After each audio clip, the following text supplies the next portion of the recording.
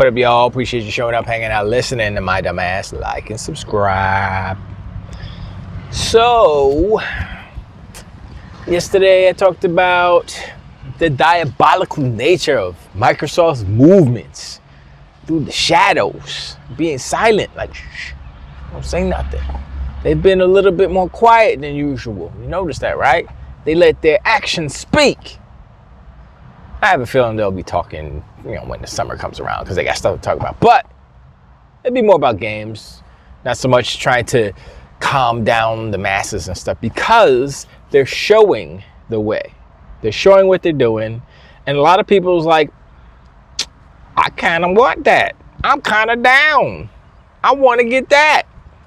I haven't heard anyone say, like, if the next Xbox is a hybrid console, I'm going to say hybrid because that's what y'all understand. Is a hybrid console, it's a PC, but it's a console, but so it's plays Steam and plays all these other things, GOG and Epic and stuff, plays the games natively. I haven't heard anyone, not one person say, nah, that's whack, trash, garb, nope, that's the worst thing. I haven't heard any of that. Why? Because everybody wants that. Everybody wants all their games in one little spot, especially like collectors. Like, did you see the dudes with the backgrounds? They got arcade machines lit up and stuff. I mean, the real dudes got the real arcade machines. Some of them, they playing, and then they got the one they sell at Walmart, the cheap one that's like 3/4 size. Like, get out of here with that. Get out of here with that. You need a full-size Dragon's Lair with the 2 screens and just waste the space. You need to sit down, outrun. You need Galaxy Force Deluxe, outrun. Sit down with spin 3.6. That's what you need in the back. Then I know you're serious about Anyway, Microsoft is doing their thug thizzle, right? Everybody wants what the rumors are that they're making. I want it. And it's like this different kind of spectrums, right? So it's like, okay, if it's just a console like the Xbox that looks like a console, right? But you can open up Steam and your games are there and you can play them. You can have access and say, I want to download all my games, and then it just downloads it in the back or whatever. Yes, please, thank you. Give me that. I would buy games on Steam more so than I do now, because I don't really buy games on Steam actually. But I would, because I'm like, I'll buy that. Oh, that's on sale. Let's go. If it's a Microsoft game. If it's not, I don't even care about the PlayStation games that much, because if they're there, cool. If they're not, it doesn't matter, because Steam has so many games, it negates the need for PlayStation games to make it valuable, to make it important. Steam itself is a juggernaut when it comes to games, period. No one can compete with Steam.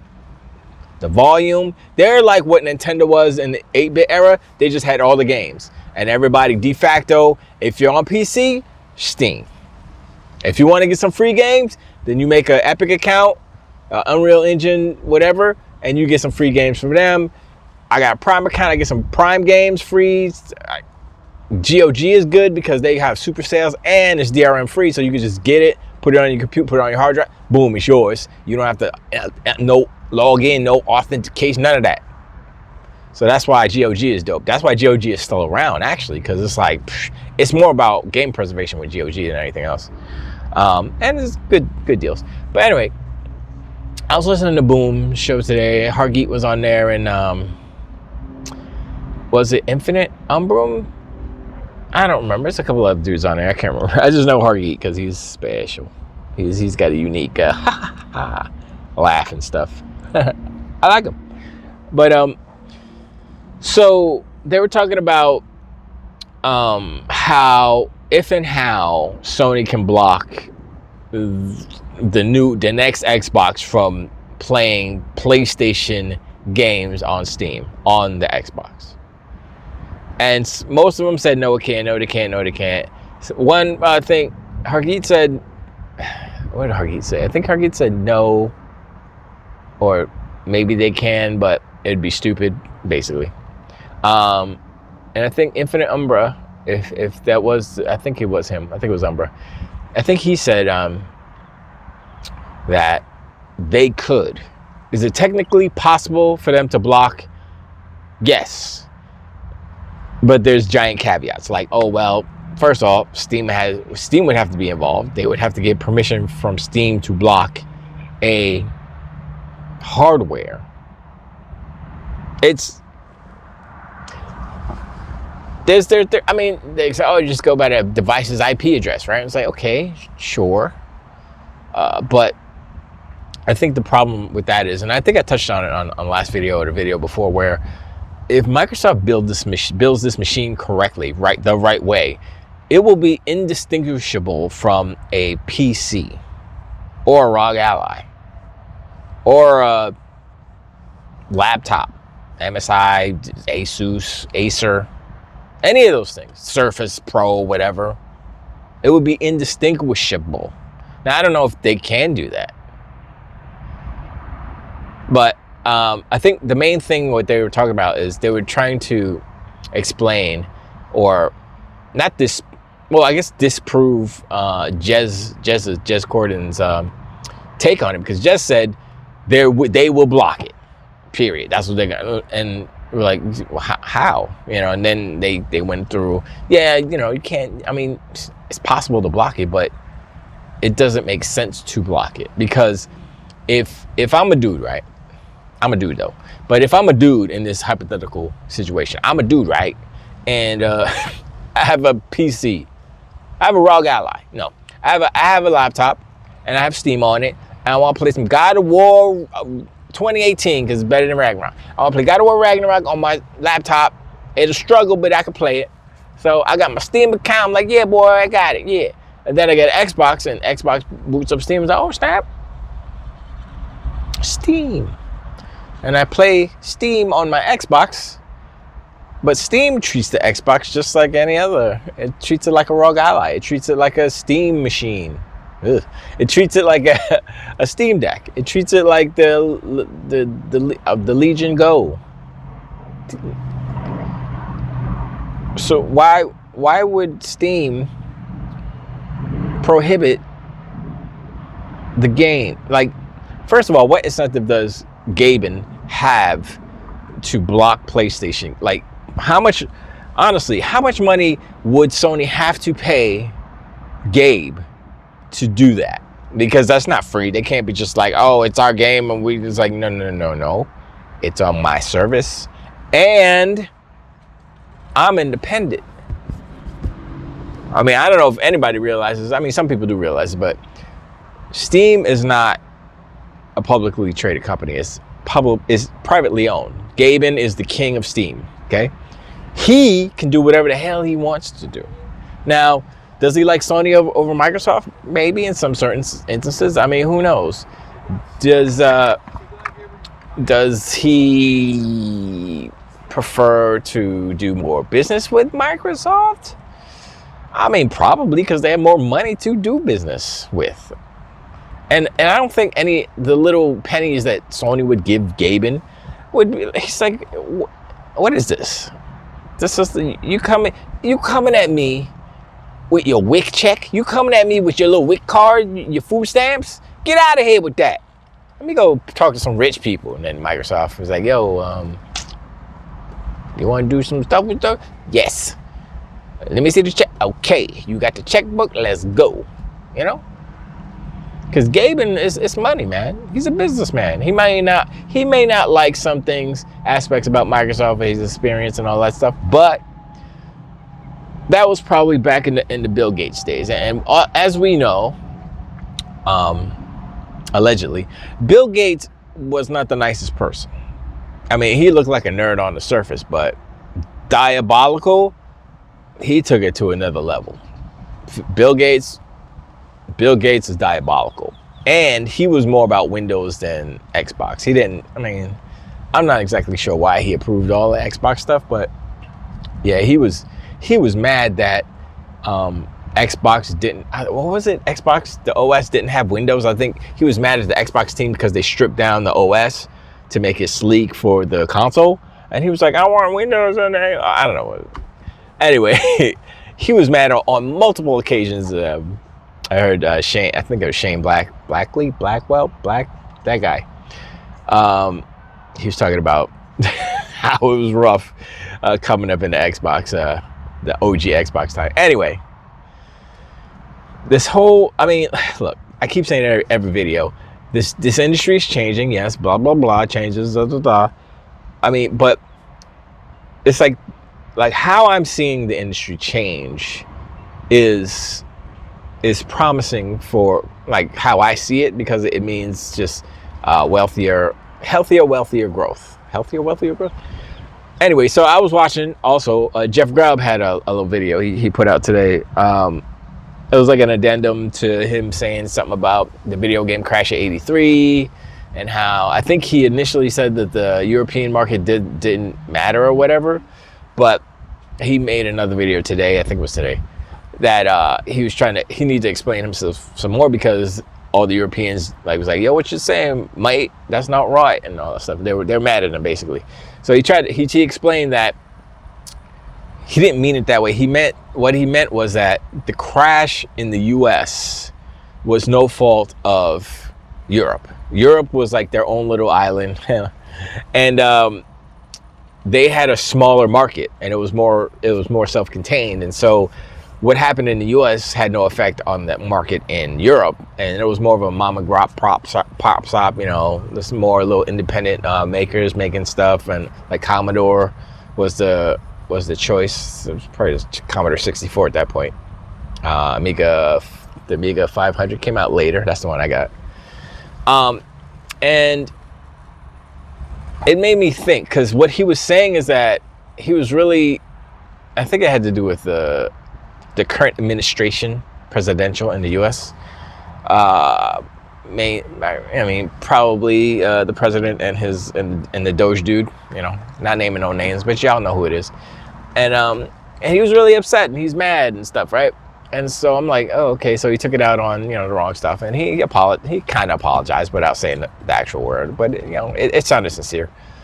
But how he was talking about it, how he says like the video game industry has been murdered or something like that, because the capitalistic nature of these giant corporations are distorting and twisting. I'm paraphrasing, but this is what I gleaned from it. Distorting and twisting what like the smaller indie self-contained industry used to be, and that no longer exists. And so the crash happened because of the capitalism, and he sees it happening again, I guess. And I would agree with him if the giant corporations were all the same.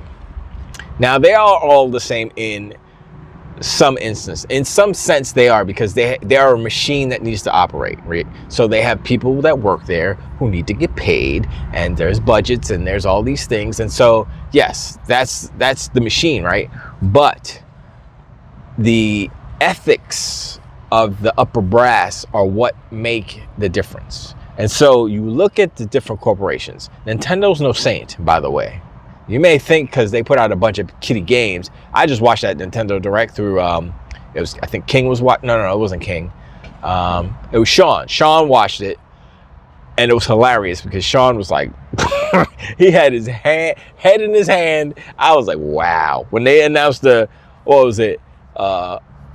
last thing they announced, the Nintendo app, the calendar, Nintendo OK Go or what's up, or I forgot what it was called, where it's like, oh, it's a calendar that lets you know anything that's happening in Nintendo. And I'm like, that's the last thing you can announce? They had like 2 or 3 things that were good in that whole thing, and there was like 59 million games in there. Metroid Prime Beyond, I think it was called. The Marvel, I totally forgot what that was. It's a Marvel brawler, like a Streets of Rage kind of, but Marvel characters and stuff. Like Storm was like, boop. I was like, all right, that's all right. And then some other indie game that had a surfboard, neon something. I was like, all right, that's all right. Everything else was like not even Animal Crossing. It was like Tamagotchis and the freaking farm, not Farmville, but other farm stuff. Like, I was like, yo, I understand. I was like, look, I always made fun of John Jacobson on Video Games Outsiders for loving Nintendo so much, and I'd be like, why are you gonna just play those baby games? Why don't you play some real games? I was just joking. I'll make fun of them. After seeing that, 90% baby games. I'm like, man, I can't. If I was a Nintendo, I was like, that's for kids. It's for kids. It's for kids. That's why it sold so many, because it's for kids and the parents, right? The parents are Gen Zs and down. And so some Gen Zers are freaking grandparents, right? So I'm gonna buy little Timmy, that's bad. I'm gonna buy little Jethro a Switch. Everyone, all my grandbabies get a Switch, bloop. Then the parents were like, I'm gonna get your Switches too, bloop. And so multiple Switches flying around, especially that $199 one, so cheap. That's what you get the little kids, because you know they're gonna drop it, break it.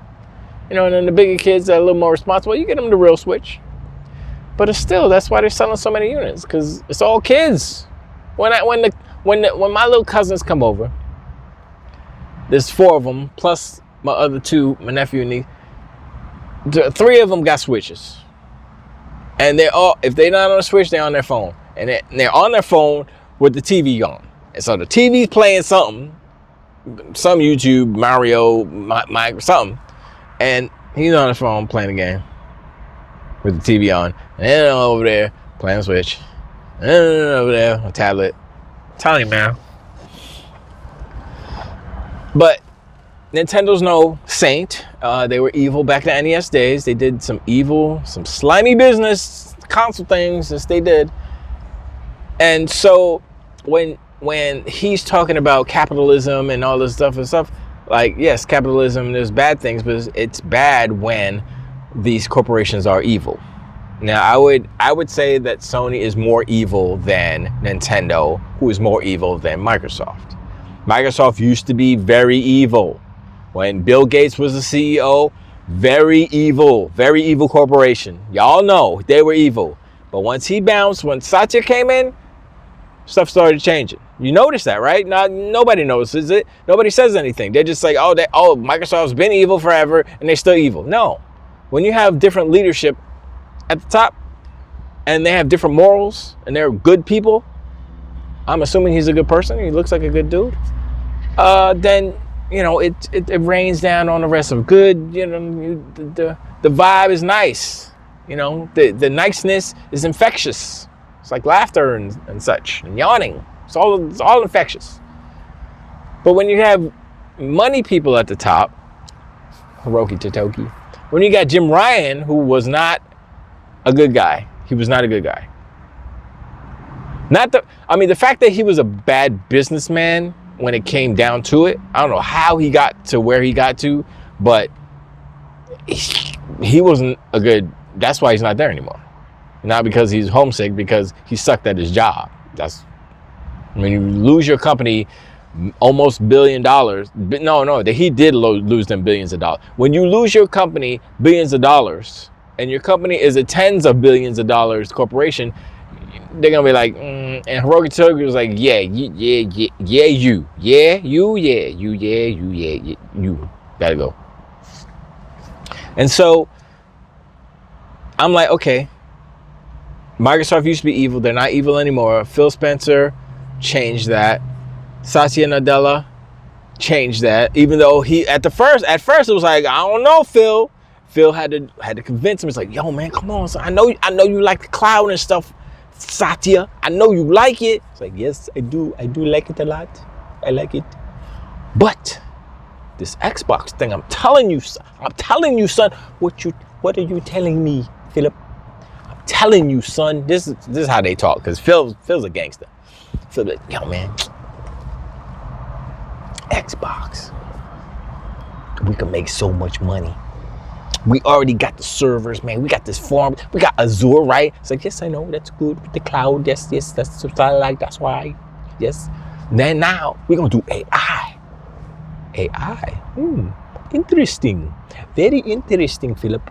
Tell me more about this AI. Tell me more. Indulge in my brain the knowledge of AI. Tell me more. Well, we're going to put the AI in the Xbox. It's like, wait. AI in the Xbox. Sounds interesting.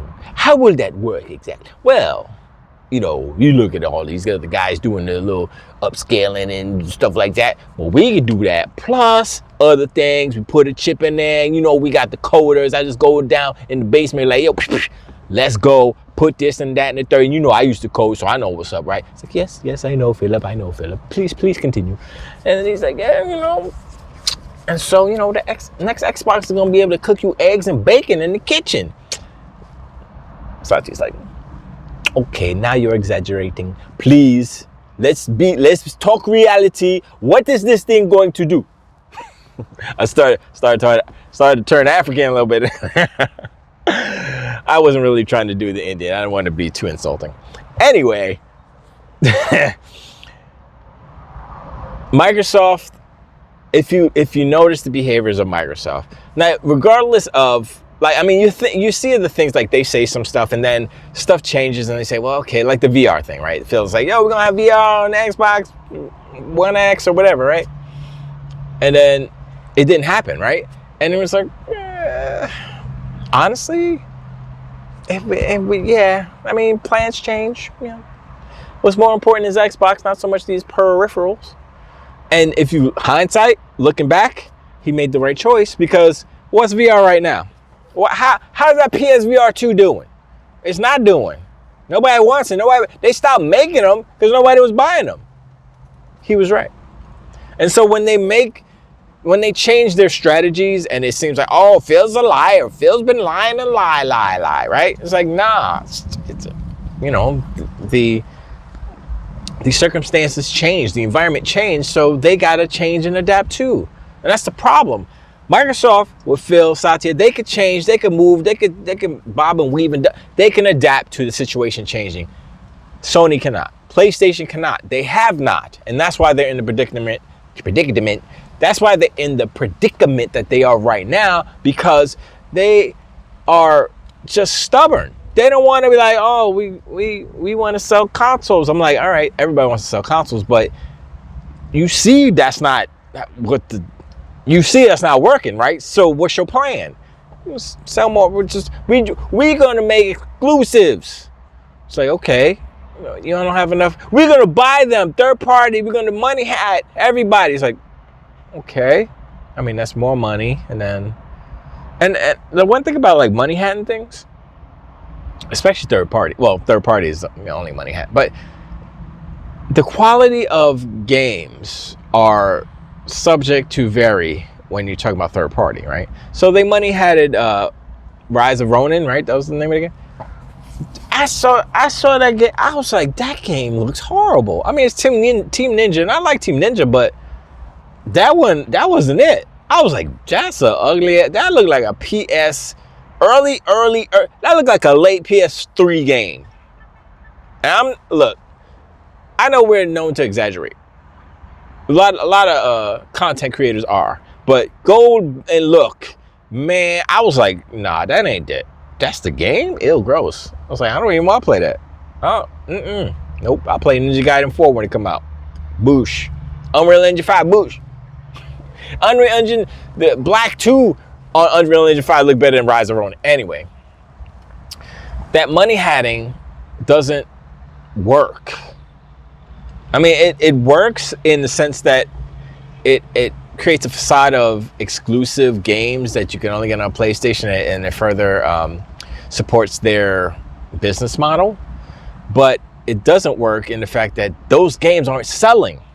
So you'd be like, oh yeah, it's exclusive. You should buy PlayStation because you can only play this game here. And then some people do it, and they're like, yeah, that's whack. And then look at the scores and like, it's not that good. And then nobody buys them. Even Astrobot, oh, it's a 10 out of 10, 9 point. I don't know what it got, 91 or something. Nobody bought it. So, and everyone realizes, the big wigs realize, and so did Jim Ryan, but he did it the wrong way. And Yoki Toki, that's his new name, Yoki Toki.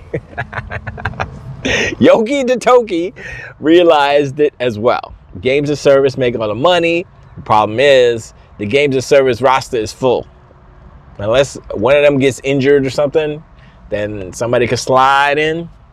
But you got to make a game better than Fortnite, Apex Legends, Call of Duty, Roblox, Minecraft.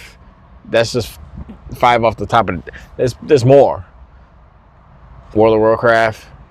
A couple of them are owned by Microsoft. There's no room for anyone else unless you can knock down one of the big 6. And I would say it's not impossible, but I don't think Sony can do it because, one, they're risk averse. They do not want to take a risk. When they see something's not making money right away, they cut it off. They did it with Concord. They do it with everything. Look at PSVR 2, just everything. If it's not a smash hit out the gate, nope, they kill it. And so Sony's not going to do it. Plus, they don't have the money to sustain and support a game like that. Like, I need to find out, but I want to know like the budget of annual budget of Minecraft. Let's just do it that way. Not Minecraft, sorry, Fortnite. Because the licensing, I think I heard that they were like over 2,000 people working on that game continuously. You know, so it's not like you're making a AAA game and you ramp up production for 6 months or a year to finish the game, and then you fire, 72% of the, and then you just have your core little team. That's not what it's 2,000 plus. It might be more. 2,000 plus people working on that game, nonstop, 24/7, forever and ever and ever. You know, so how much does that cost them? And what do they make? You know, and the thing about that is, like, you have to do the initial cost first. You're going to lose money on that game first before you can make that money. Fortnite was dead in the water when it launched because, one, the game was kind of trash. And two, Cliff Bleszinski, he was attached to that game. He was like, Fortnite, blah, blah, blah, it's a survival. And then when the night comes, then the ghouly ghouls come out and you got to protect your fort in the nighttime. Fortnite, yay. I was like, oh, okay. And I played it. I played it when it was Save the World. Nah, B. I was like, bro, I don't like this game. Nope. And then they said, nah, that's kind of whack. Battle Royale, free for everyone. That was it. Let's start putting, get some licenses in there. That was it.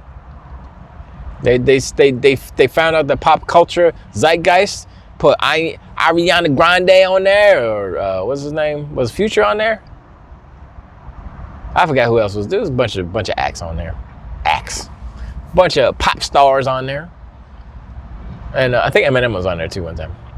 So yeah, and that's the right now they can't go back. They have to always kind of continuously have this pop culture stuff, which is fine as long as they have the money to support that. That's fine. It's like, oh, what's the new thing coming out? Oh, the Thunderbolts is coming out, so let's put some Thunderbolt characters in there, and then so they draw the skins up and they throw them in there and charge, what is it, $20, $10, $20 a skin or something? I don't know. And people, if they're fans and they play Fortnite, that's their game. They play every night. It's like, oh snap, that's my favorite character in Marvel. I'm gonna buy that skin, and just buy the skin.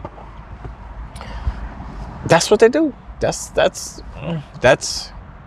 a business model, and that's one that Sony cannot maintain, can't even think about maintaining. They think about it and they start losing money right away. Not even doing it, just like the money's bleeding out. So yeah, I'm sorry I went along on this one, but I appreciate you answering. Like and subscribe. Hit me in the comments below. Let me know what you think about Sony. I mean, the whole idea about Sony trying to block, if they can even do that, and the shift in the industry, and like Microsoft's approach, and man, the hopes and dreams of many people that the next Xbox is going to be what we think is going to be is a big thing. And the thing about this is that Microsoft is listening. Remember, Microsoft is a data-driven company, so they leaked that little screenshot because they wanted to see what the talk was going to be. Wanted to see what the narratives were going to start forming. Wanted to see what everybody's talking about, what the zeitgeist was going to be.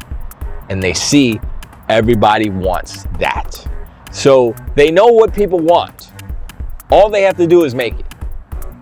That's it. It's that simple. Okay, it's not that simple, but still, they like, yo, all these people, I haven't heard anybody say no. So that's what's up. Man, I appreciate. I'll talk to you on the next one too. The wait.